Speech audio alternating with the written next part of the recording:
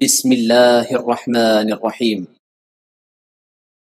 السلام علیکم ورحمۃ اللہ وبرکاتہ۔ الحمد للہ حمدا کثیرا طیبا مبارکا فیہ والصلاة والسلام علی رحمت للعالمین نذیرا۔ بزرگان محترم، یہ 10 نمبر 1811 ہے اور آج سورہ مومن کی 3 آیتوں کی تلاوت اور تشریح کی جائے گی، 16، 17 اور 18، 16، 17 and 18۔ چلیے سب سے پہلے ہم ان 3 آیتوں کی تلاوت کرتے ہیں، لفظی ترجمے اور ترجمے کے بعد تشریح کرتے ہیں۔ اعوذ باللہ من الشیطان الرجیم، بسم اللہ الرحمن الرحیم۔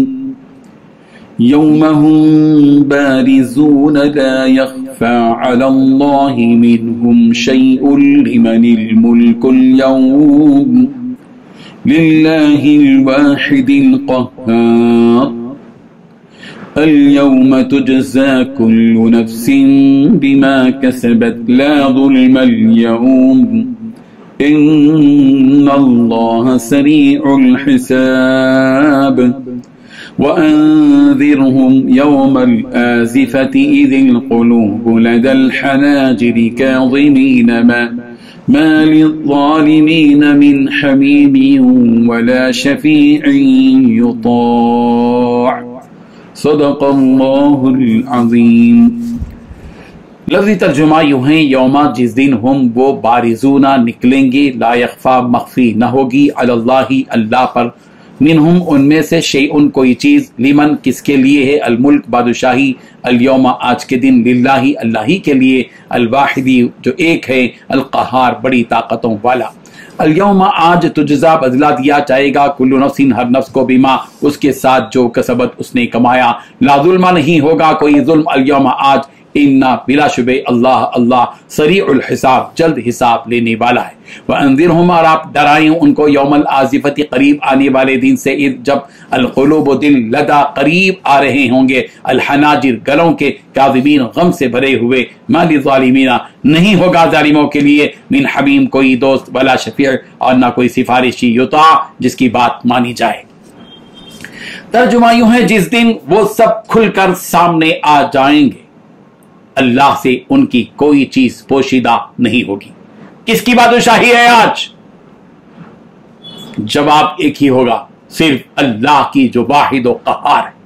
آج کے دن ہر شخص کو اس کے کیے کا بدلہ دیا جائے گا، آج کوئی ظلم نہیں ہوگا، یقیناً اللہ بہت جلد حساب لینے والا ہے۔ اے پیغمبر، ان لوگوں کو ایک ایسی مصیبت کے دن سے ڈراؤ جو قریب آنے والی ہے، جب لوگوں کے کلیجے گھٹ گھٹ کر منہ کو آ جائیں گے، ظالموں کا نہ کوئی دوست ہوگا اور نہ کوئی ایسا سفارشی جس کی بات مانی جائے۔ ان 3 آیتوں میں 10 باتیں بتلائی گئی ہیں۔ پہلی بات، جس دن وہ سب کھل کر سامنے آ جائیں گے۔ دوسری بات، اللہ سے کوئی چیز پوشیدہ نہیں ہوگی۔ تیسری بات، پوچھا جائے گا کہ کس کی بادشاہی ہے آج۔ چوتھی بات، جواب بس یہی ہوگا کہ صرف ایک واحد و قہار اللہ کی۔ پانچویں بات، آج کے دن ہر شخص کو اس کے کیے کا بدلہ دیا جائے گا۔ چھٹویں بات، کسی پر کسی قسم کا کوئی ظلم نہیں ہوگا۔ ساتویں بات، یقیناً اللہ بہت جلد حساب لینے والا ہے۔ آٹھویں بات، اے پیغمبر انہیں ایک ایسے مصیبت کے دن سے ڈراؤ جو قریب آنے والا ہے۔ نویں بات، جس دن لوگوں کے کلیجے گھٹ گھٹ کر منہ کو آ جائیں گے۔ 10ویں بات، ظالموں کا کوئی نہ دوست ہوگا اور نہ ہی کوئی سفارشی جس کی بات مانی جائے۔ بزرگان محترم، جب قیامت قائم ہوگی تو لوگ اللہ تبارک و تعالیٰ کے سامنے ایک بڑے میدان میں ٹھہرے ہوں گے کہ ان میں سے کوئی بھی اللہ سے چھپ نہیں پائے گا، نہ ہی کسی پہاڑ کی آڑ میں اور نہ ہی کسی اور چیز کی آڑ میں۔ وہاں پر زمین بالکل ایک سیدھ میں ہوگی، مسطح ہوگی، جہاں پر سب کچھ نظر آئے گا، اور نہ ہی بندوں کے کوئی اعمال اللہ تعالیٰ کے سامنے چھپے ہوئے ہوں گے۔ پھر جب وہ سارے اللہ کے سامنے کھڑے ہو جائیں گے تو ان سے پوچھا جائے گا، قیامت کے دن پوری انسانیت سے پوچھا جائے گا، لمن الملک اليوم، بتاؤ آج کس کی بادشاہت ہے؟ دنیا میں تو کہا کرتے تھے میری بادشاہت، میں وزیر اعظم، میں صدر جمہوریہ، میں پریزیڈنٹ، میں فلاں، بتاؤ کہ آج کس کی حکومت ہے، کس کا حکم چلے گا آج؟ सब के सब एक ही जवाब देंगे, वो एक अल्लाह है जिसकी बादशाहत और हुक्म आज के दिन चलेगा, और वो बड़ा कहार है, वाहिद है। उनमें से बाद लोग यानी कुफार मुशरिकीन तो दुनिया में अल्लाह ताला के एक होने का और उसकी बादशाहत का इंकार करते थे, मगर आज क़यामत के दिन हशर के मैदान में उनकी भी जबानों से यही निकलेगा कि बादशाहत तो सिर्फ अल्लाह ताला की है।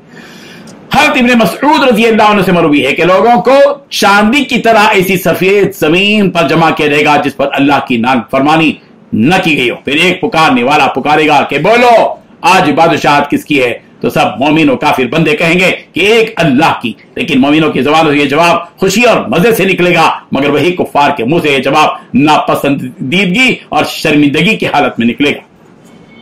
ऐसा इसलिए कि मोमिनों को यह खुशी होगी कि हम जिस रब की इबादत करते थे आज उसी की बादशाहत है, जो हमारे लिए बड़े फख्र की बात है। और काफी लोग बड़ी शर्मिंदगी और मायूसी से कहेंगे कि आज उस एक अल्लाह की बादशाहत है जिसका हम दुनिया में इंकार किया करते थे, अब पता नहीं हमारे साथ क्या मामला किया जाएगा। फिर जब सब लोग उस मैदान में जमा हो जाएंगे और उन सबसे ये सवाल जवाब किया जाएगा, तो उसके बाद अल्लाह ताला फरमाएगा अब तुम सबको अपने अपने आमाल का हिसाब देना है, और तुम पर कोई जुल्म नहीं किया जाएगा, बल्कि जो तुमने आमाल किए होंगे वही तुम्हारे हिस्से में आएंगे, किसी और का बोझ उठाकर तुम पर लादा नहीं जाएगा।